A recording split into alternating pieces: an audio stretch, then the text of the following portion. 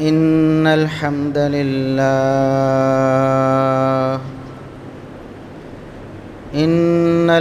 لله نحمده ونستعينه ونستغفره ونعوذ بالله من شرور أنفسنا ومن سيئات أعمالنا من يهده الله فلا مضل له ومن يضلل فلا هادي له أشهد أن لا إله إلا الله وحده لا شريك له وأشهد أن محمدًا عبده ورسوله اللهم صل على محمد وعلى آل محمد كما صليت على إبراهيم وعلى آل إبراهيم إنك حميد مجيد اللهم بارك على محمد وعلى آل محمد كما باركت على إبراهيم وعلى آل إبراهيم إنك حميد مجيد أما بعد فيا أيها الناس ألا إن خير الحديث كتاب الله وخير الهدي هدي محمد صلى الله عليه وسلم وشر الأمور محدثاتها وكل محدثة بدعة وكل بدعة ضلالة أعوذ بالله السميع العليم من الشيطان الرجيم من همزه ونفخه ونفثه بسم الله الرحمن الرحيم إن الذين كفروا وماتوا وهم كفار فلن يقبل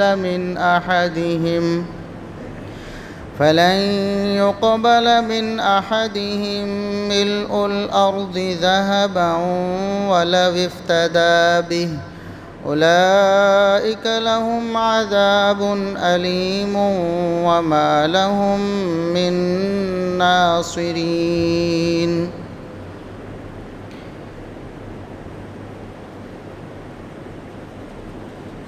انتہائی قابل احترام بزرگوں، عزیز نوجوان ساتھیوں، معززات و مکرمات، اسلامی ماں اور بہنوں،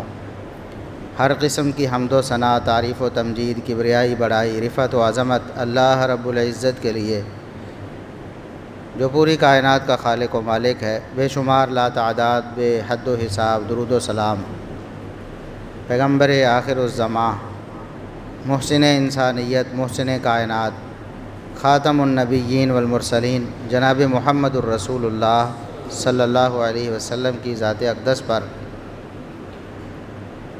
گزشتہ خطبہ جمعۃ المبارک میں ختم نبوت کے حوالے سے کچھ باتیں آپ کے سامنے رکھی تھیں۔ وہاں میں نے ایک تھوڑا سا اشارہ کیا تھا کہ ختم نبوت کا لازمی تقاضا یہ ہے کہ محمد الرسول اللہ صلی اللہ علیہ وسلم کے اعلان بعثت کے بعد، آپ صلی اللہ علیہ وسلم کے نبوت کا اعلان کر دینے کے بعد کوئی بھی شخص آپ کی نبوت پر ایمان لائے بغیر جنت میں نہیں جا سکتا۔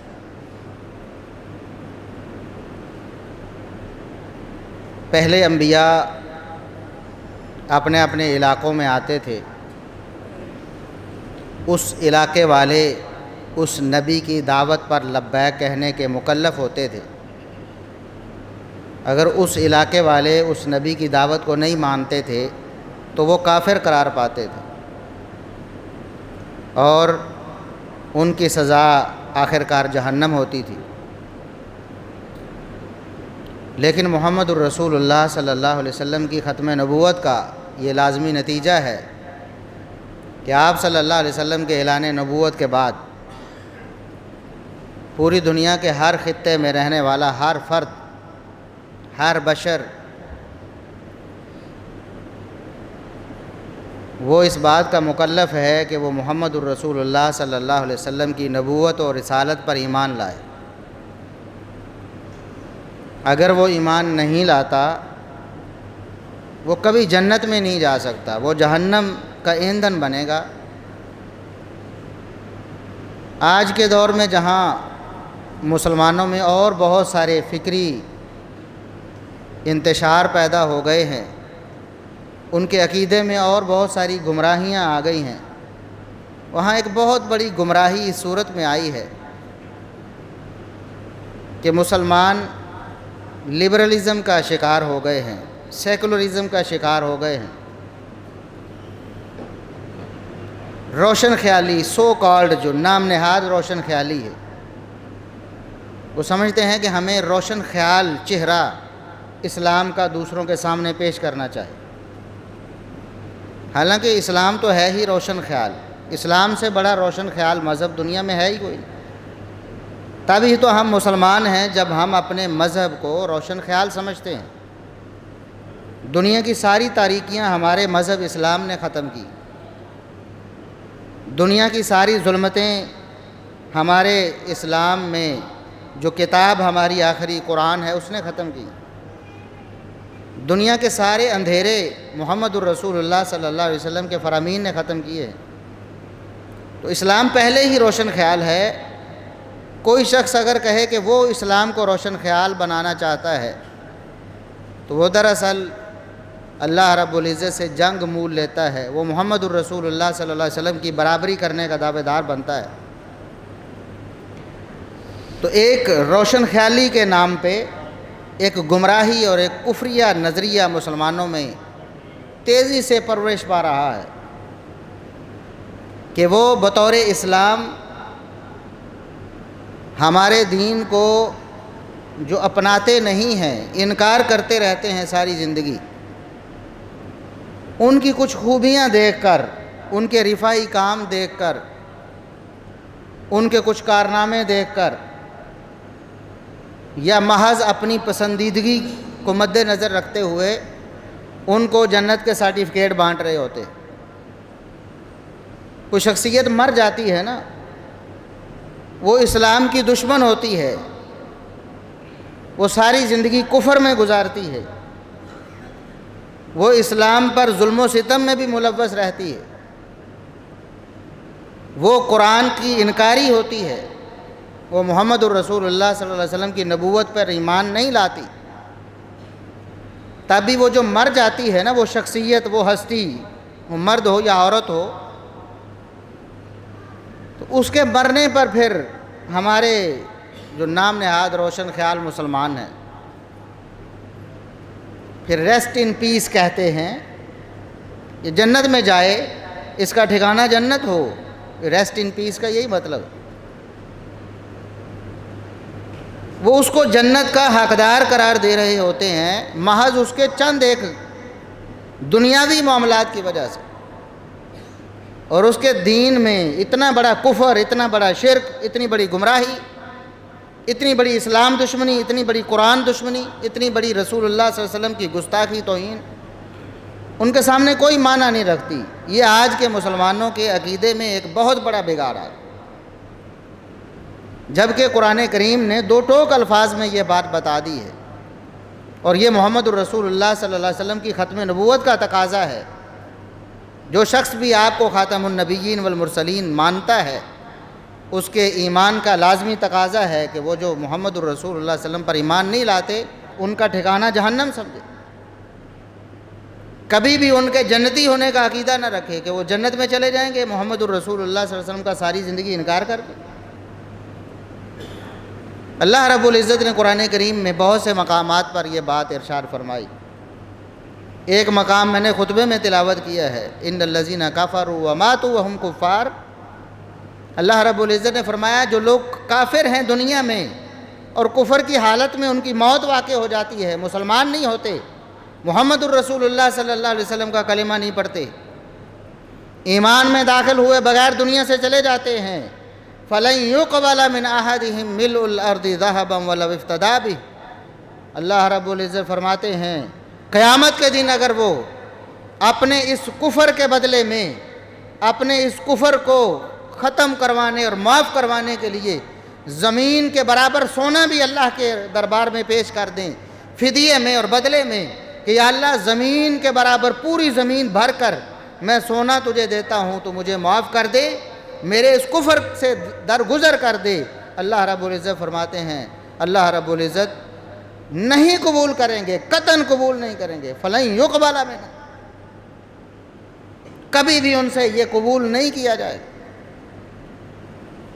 اولئک لہم عذاب علیم وما لہم من ناصرین، ان کا ہمیشہ ہمیشہ مقدر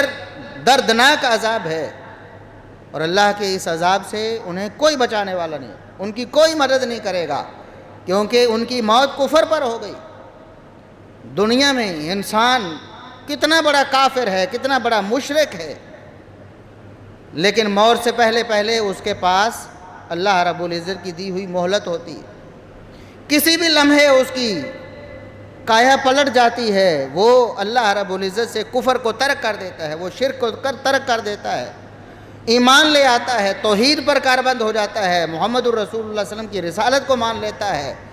اللہ رب العزت اس کے سارے پچھلے گناہ یکسر معاف کر دے، بالکل اس کے پچھلا سارا کھاتا اللہ رب العزت صاف کر دیتے ہیں، بلکہ اس کی برائیوں کو، اس کے گناہوں کو بھی نیکیوں میں بدل دیتے ہیں۔ اگر وہ موت سے ایک لمحہ پہلے بھی،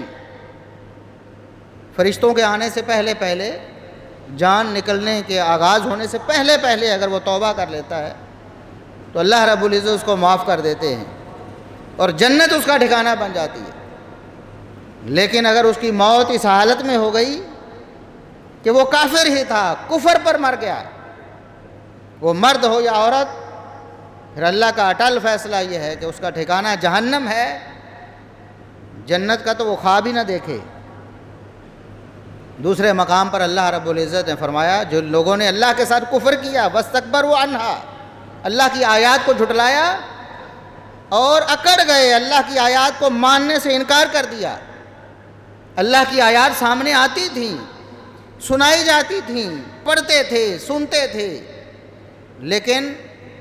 اپنے نفس کی وجہ سے اکڑ گئے، ڈٹ گئے کہ نہیں، ہم نے ایمان نہیں لانا۔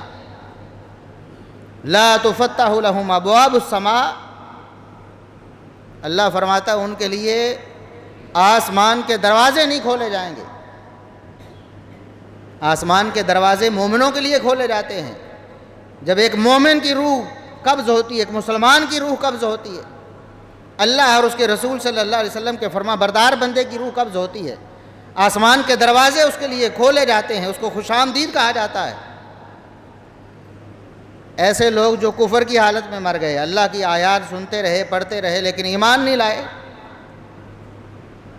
ان کے لیے آسمان کے دروازے بھی نہیں کھولے جائیں اور جنت میں بھی وہ داخل نہیں ہو سکتے حتیٰ یلج الجمل فی سم الخیاط۔ ایک مثال اللہ رب العزت نے بیان فرمائی، وہ جنت میں اس وقت تک داخل نہیں ہو سکتے جب تک سوئی کے ناکے سے اونٹ نہ گزر جائے۔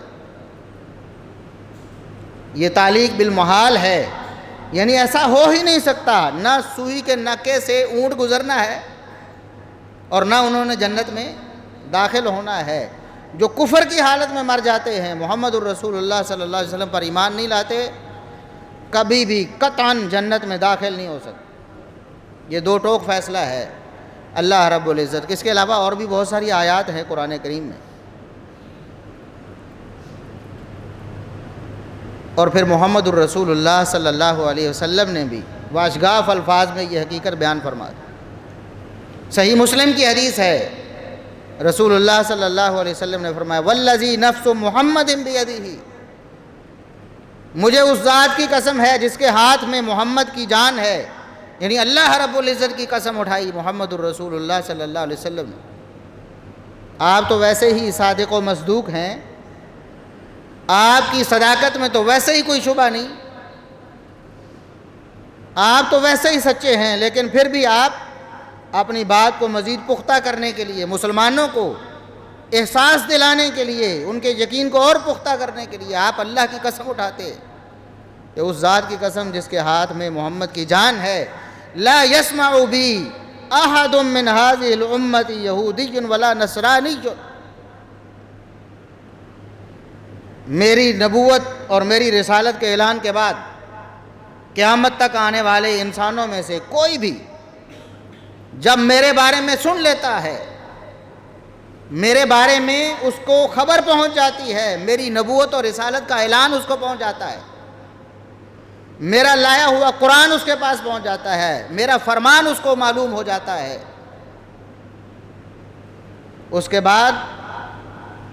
پھر وہ مر جاتا ہے، ثم یموت ولم یؤمن بالذی ارسلت بہ،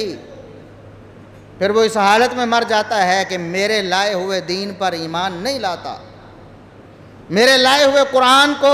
اللہ کا کلام مان کر اپنا دین، اپنا منشور و دستور نہیں بنا لیتا، اسی طرح میرے فرامین کو وہ اپنے لیے دین اور ایمان تسلیم نہیں کر لیتا، الا کان من اصحاب النار، تو وہ جہنمی ہوگا، اس کا ٹھکانہ جہنم ہوگا، وہ قطعاً جنت میں داخل نہیں ہو سکتا۔ الفاظ پر غور فرمائیں، محمد الرسول اللہ صلی اللہ علیہ وسلم نے جو فرمایا میرے بارے میں اگر کوئی یہودی اور نصرانی بھی سن لے پھر میرے اوپر ایمان لائے بغیر دنیا سے چلا جائے تو وہ ہمیشہ ہمیشہ جہنم میں چلا جائے گا۔ باوجود اس کے آپ کو پتہ ہے یہودی اسے کہتے ہیں جو موسیٰ علیہ السلام کو اللہ کا رسول مانتا ہے، جو اللہ کی نازل کردہ تورات کو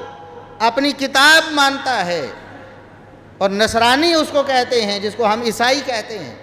جو عیسیٰ علیہ السلام کو اللہ کا رسول مانتا ہے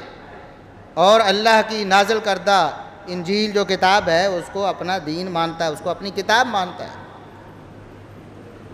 یعنی وہ کسی نبی پر ایمان لا چکا ہے، اس کے باوجود بھی اگر وہ محمد الرسول اللہ صلی اللہ علیہ وسلم پر ایمان نہیں لاتا تو ہمیشہ ہمیشہ جہنم میں چلا جائے۔ اور باقی جو لوگ ہیں جو نہ یہودی ہیں، نہ عیسائی ہیں، ہندو ہیں، سکھ ہیں، بدھ ہیں، کچھ بھی ہیں، وہ اگر محمد الرسول اللہ صلی اللہ علیہ وسلم کا پیغام سن لیتے ہیں، آپ کی نبوت اور رسالت کے بارے میں پڑھ اور سن لیتے ہیں، اس کے بعد ایمان نہیں لاتے تو وہ کیسے جنت میں جا سکتے؟ وہ تو کسی نبی پر بھی ایمان نہیں لائے، باقی سارے انبیاء پر ایمان لا کر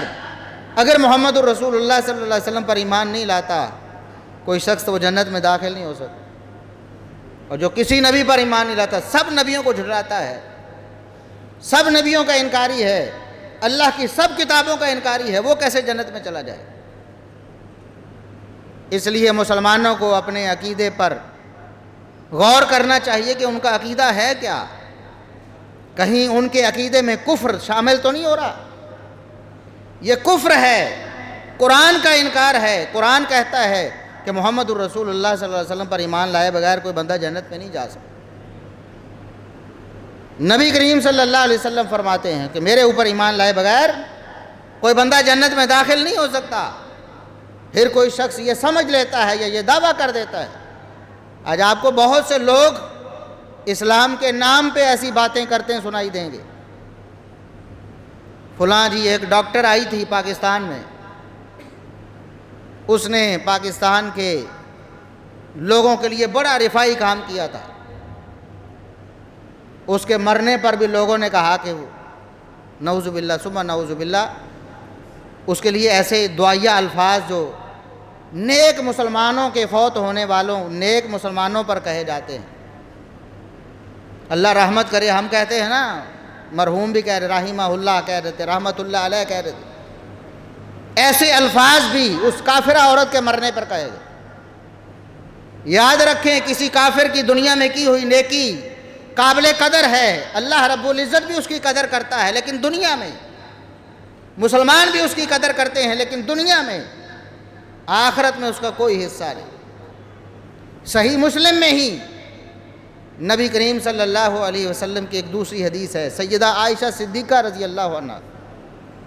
بیان کرتی ہیں، میں نے کہا اللہ کے رسول، دور جاہلیت میں ایک شخص گزرا ہے بہت بڑا سخی، جس طرح ہم حاتم طائی کی مثال دیتے ہیں نا، سخاوت میں بے مثال شخصیت، اسی طرح عبداللہ بن جدعان دور جاہلیت میں ایک بہت بڑا سخی شخص تھا، جس کی سخاوت کی مثالیں پوری دنیا میں مشہور تھیں، جس نے اپنی زندگی میں اپنا مال، اپنے اسباب، سب کچھ غریبوں، یتیموں، مسکینوں کے لیے لٹا دیا۔ اس نے انسانیت کی بہت بڑی خدمت کی۔ تو سیدہ عائشہ رضی اللہ عنہا کہتی ہیں، اللہ کے رسول، میں نے پوچھا اللہ کے رسول، ابن جدعان جو تھا دور جاہلیت میں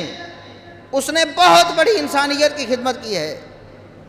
مسکینوں کو کھانا کھلاتا تھا، غریبوں، یتیموں، مسکینوں کا خیال کرتا تھا،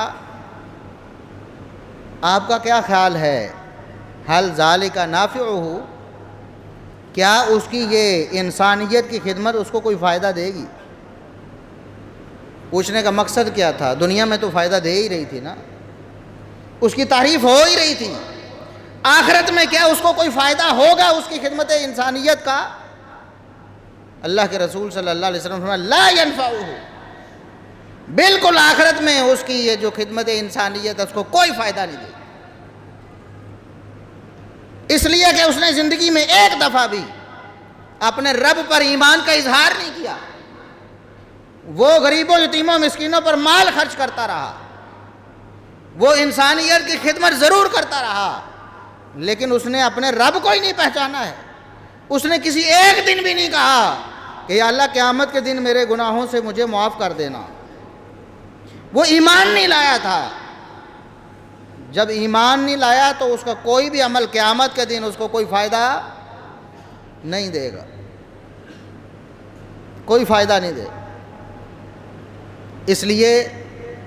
یہ عقیدہ بنائیں قرآن کی روشنی میں اور محمد الرسول اللہ صلی اللہ علیہ وسلم کے فرامین کی روشنی میں کہ محمد الرسول اللہ صلی اللہ علیہ وسلم کا کلمہ پڑھے بغیر آپ کی نبوت اور رسالت کے اعلان کے بعد کوئی شخص جنت میں نہیں جا سکتا، نہیں جا سکتا۔ وہ کوئی انگریز ہو، یہودی ہو، نصرانی ہو، ہندو ہو، سکھ ہو، بدھ ہو، دنیا کے کسی مذہب کو ماننے والا ہو یا دنیا کے ہر مذہب کا انکار کرنے والا ہو، وہ اگر اسی حالت میں مر جاتا ہے، محمد الرسول اللہ صلی اللہ علیہ وسلم پر ایمان نہیں لاتا، تو وہ جنت میں نہیں جا سکتا۔ یہ بالکل کتاب و سنت کی روشنی میں دو ٹوک موقف ہے۔ آج کوئی بھی فوت ہوتا ہے، کوئی بھی مر جاتا ہے، انڈیا کا کوئی اداکار مر جاتا ہے، تو اس کے لیے ہمارے نوجوان ہلکان ہوئے پھرتے، اس کو جنت کے سرٹیفکیٹ بانٹ رہے ہوتے، اور ایسی عورت پاکستان میں مری جو صریحاً اسلامی تعلیمات کا مذاق اڑاتی تھی، نہ قرآن کو مانتی تھی، نہ رسول اللہ صلی اللہ علیہ وسلم کو مانتی تھی۔ ایسی عورت کے فوت ہونے پہ بھی لوگوں نے اس کو جنت میں بھیجنے کی کوشش کی۔ بھئی آپ نے جنت میں بھیجنا ہے، جنت کا مالک اللہ ہے، جہنم کا مالک اللہ ہے۔ جب اللہ فرماتا ہے کہ فلاں جنت میں نہیں جا سکتا، تم اس کے بھیجنے کی کوشش کرتے ہو۔ قرآن نے دو ٹوک الفاظ میں محمد الرسول اللہ صلی اللہ علیہ وسلم کو منع فرما دیا۔ اے نبی، جو شرک کی حالت میں مر جاتے ہیں، کفر کی حالت میں مر جاتے ہیں، حتیٰ کہ وہ منافق جو زبان سے کلمے کا اقرار بھی کرتے ہیں لیکن دل کے کھوٹے ہیں، باوجود اس کے کہ وہ محمد صلی اللہ علیہ وسلم کا کلمہ بھی پڑھتے ہیں، فرمایا چونکہ انہوں نے دل سے کلمہ نہیں پڑھا، لہٰذا آپ کے لیے جائز نہیں ہے۔ میں منع کرتا ہوں آپ کو کہ آئندہ آپ نے کسی ایسے شخص کے لیے اللہ رب العزت سے مغفرت کی دعا نہیں کرتا۔ ما کان للنبی والذین آمنوا ان یستغفروا للمشرکین ولو کانوا اولی قربی، چاہے کتنے قریبی رشتہ دار ہوں، کسی کا باپ ہے تب بھی، کسی کی ماں ہے تب بھی، کسی کا بھائی ہے تب بھی، کسی کا چچا تایا ہے تب بھی، اس حالت میں دنیا سے چلا گیا شرک کرتے ہوئے۔ فرمایا نہ نبی کے لیے کوئی گنجائش ہے، نہ اس کو اللہ نے اجازت دی ہے، نہ کسی مومن کو اجازت دی ہے کہ اس کے لیے دعائے مغفرت کرتا پھرے۔ پہلے ایسا ہوا تھا نا، اللہ رب العزت نے فرمایا کہ میرے نبی اگر 70 دفعہ بھی ان کے لیے بخشش مانگے نا، میں نے پھر بھی معاف نہیں کرنا۔ آپ کیوں ان کے لیے بخشش مانگتے؟ میرا فیصلہ ہو گیا، آپ 70 دفعہ بھی مانگیں، ان کے لیے دعا مانگیں تو میں نے معاف نہیں کروں گا۔ تو رسول اللہ صلی اللہ علیہ وسلم کے دل میں یہ خیال آیا، رحمت کائنات تھے نا، خیال آیا کہ ہو سکتا ہے 70 سے زیادہ دفعہ مانگوں تو اللہ معاف کر۔ پھر اللہ رب العزت نے سرے سے منع فرمایا کہ ایسے لوگوں کے لیے دعا قطعاً آپ کر ہی نہیں سکتے، ولا تقم علی قبرہ، ایسے لوگوں کی قبر پہ بھی نہیں جانا آپ نے دعا کرنے کے لیے۔ میں نے فیصلہ کر دیا ہے کہ ایسے لوگوں کو جنت میں داخل نہیں کرنا۔ ان اللہ لا یغفر ان یشرک بہ ویغفر ما دون ذلک لمن یشاء۔ میں اللہ نے یہ فیصلہ یہ اعلان کر دیا ہے کہ اللہ شرک کے علاوہ سارے گناہ معاف کر دے، سارے گناہ معاف کر دے۔ اللہ چاہے بغیر سزا دیے جنت میں بھیج دے، اتنے بڑے بڑے گناہ ہوں، لیکن شرک کو اللہ رب العزت معاف نہیں کرے گا۔ ساری زندگی خوبیاں ہی خوبیاں ہیں، سب کچھ ہے، صدقہ و خیرات ہے، غریبوں یتیموں مسکینوں کا خیال ہے، انسانیت کی خدمت ہے، لیکن عقیدے میں کفر ہے، شرک ہے، تو اللہ رب العزت معاف نہیں کرے گا، یہ فیصلہ ہو چکا ہے۔ محمد الرسول اللہ صلی اللہ علیہ وسلم کے ایک چچا ہیں ابو طالب، صحیح بخاری اور صحیح مسلم میں حدیث موجود ہے کہ قرآن کی آیت نازل ہوئی ان کے بارے میں، ابو طالب کے بارے میں قرآن کی آیت نازل ہوئی۔ کون سی آیت؟ فوت ہونے لگے ابو طالب۔ ابو طالب وہ ہیں جنہوں نے ساری زندگی محمد الرسول اللہ صلی اللہ علیہ وسلم کی نصرت و تائید کی ہے، ہمیشہ چٹان کی طرح ان کے ساتھ کھڑے ہیں سب کافروں اور سب مشرکوں کے خلاف۔ لوگ شکایت لے کر آتے ہیں، اور ابو طالب کے پاس شکایت اس لیے لے کر آتے تھے کہ نبی کریم صلی اللہ علیہ وسلم ان کی زیر کفالت رہے تھے، تو ان کے پاس شکایت لے کر آتے ہیں کہ آپ کا جو بھتیجا ہے نا، ان کا بھی بھتیجا تھا ابو جہل وغیرہ، لیکن وہ کہتے ہیں یہ آپ کا بھتیجا، کیونکہ آپ اس کے ساتھ ہیں ابھی تک، ہمیں ڈھیل نہیں دیتے کہ ہم اس سے نمٹیں، تو آپ کا یہ جو بھتیجا ہے یہ ہمارے بتوں کو برا کہتا ہے،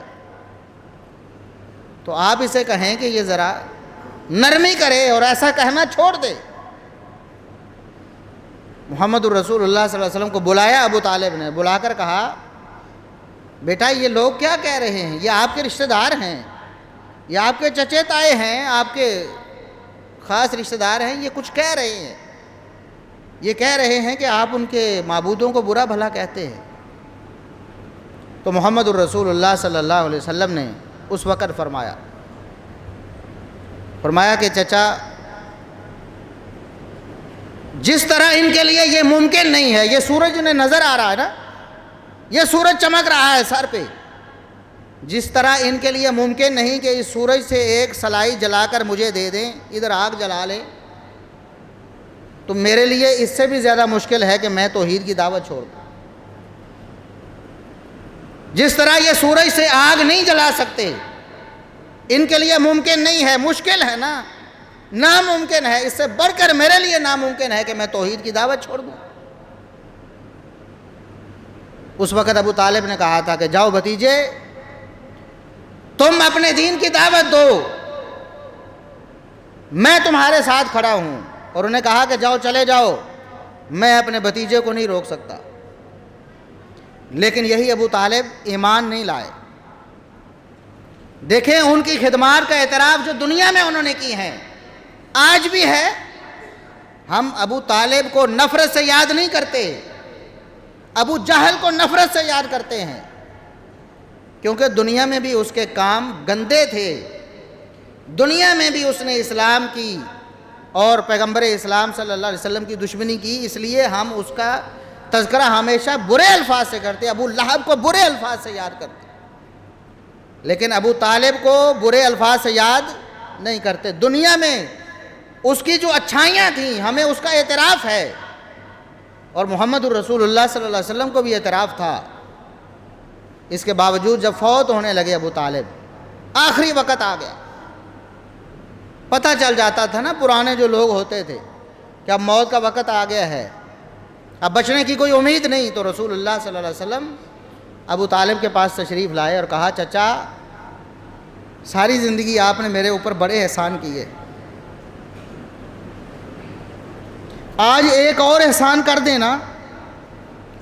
لا الہ الا اللہ کہہ دیں، کلمۃ اشہد لک بہا عند اللہ، چھوٹا سا کلمہ ہے نا، توحید کا کلمہ پڑھ دیں، میرے اوپر ایمان لے آئیں، یہ ایک جملہ کہنے کی وجہ سے میں اللہ رب العزت کے ہاں آپ کی سفارش کروں گا کہ یا اللہ ساری زندگی نہ صحیح، جاتے ہوئے مرتے دم میرے کہنے پہ کلمہ پڑھ لیا تھا، چچا جب میں آپ کی منت کرتا ہوں، سماجت کرتا ہوں، آپ ایمان کا اقرار کر۔ اور ادھر ابو جہل بیٹھا ہے، اسلام کا بڑا دشمن، اور بھی لوگ بیٹھے، اور ابو جہل کہتا ہے کہ ابو طالب کیا دنیا سے جاتے جاتے باپ دادا کے دین کو چھوڑ کر چلے جاؤ گے؟ اس بھتیجے کے کہنے پہ اپنا دین چھوڑ جاؤ گے؟ اسلام لانے کو تو وہ سمجھتے تھے نا کہ بے دین ہو گیا ہے، کہتے بے دین ہو کر دنیا سے جانا چاہتے ہو؟ اترغب عن ملت عبد المطلب، اپنے باپ عبد المطلب کے دین سے پھر کے جانا چاہتے ہو؟ صحیح بخاری کے الفاظ ہیں فَأَبَىٰ أَن يَقُولَ لَا إِلَٰهَ إِلَّا اللَّهُ، باوجود محبت کے، باوجود جو شفقت تھی ساری زندگی کی ہے، باوجود نصرت و تائید کے، ابو طالب نے مرتے ہوئے کہا فَأَبَىٰ أَن يَقُولَ لَا إِلَٰهَ، بھتیجے میں یہ کام نہیں کر سکتا، میں اپنے باپ دادا کے دین کو چھوڑ کر آپ کا کلمہ نہیں پڑھ سکتا۔ ساتھ ہی دنیا سے چلے گئے، اور محمد الرسول اللہ صلی اللہ علیہ وسلم کو کیا غم اور پریشانی ہوگی۔ لیکن ابو طالب کی جو دنیا میں نیکیاں تھیں آج ہمیں یاد آتی ہیں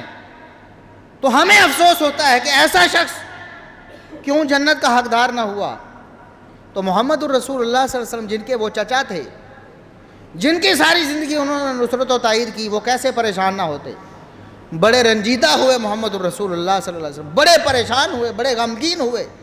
تو اللہ نے قرآن میں یہ آیت نازل فرمائی اِنَّكَ لَا تَهْدِي مَنْ أَحْبَبْتَ وَلَكِنَّ اللَّهَ يَهْدِي مَنْ يَشَاءُ،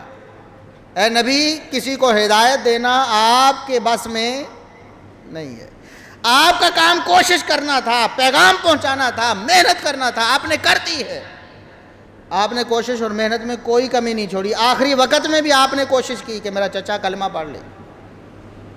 لیکن اب نہیں پڑھا تو آپ کو غمگین ہونے کی ضرورت نہیں ہے۔ وَلَٰكِنَّ اللَّهَ يَهْدِي مَن يَشَاءُ، اللہ جسے چاہتا ہے ہدایت دیتا ہے، ہدایت اللہ کے ہاتھ میں ہے، آپ کے ہاتھ میں نہیں۔ جب ایسا شخص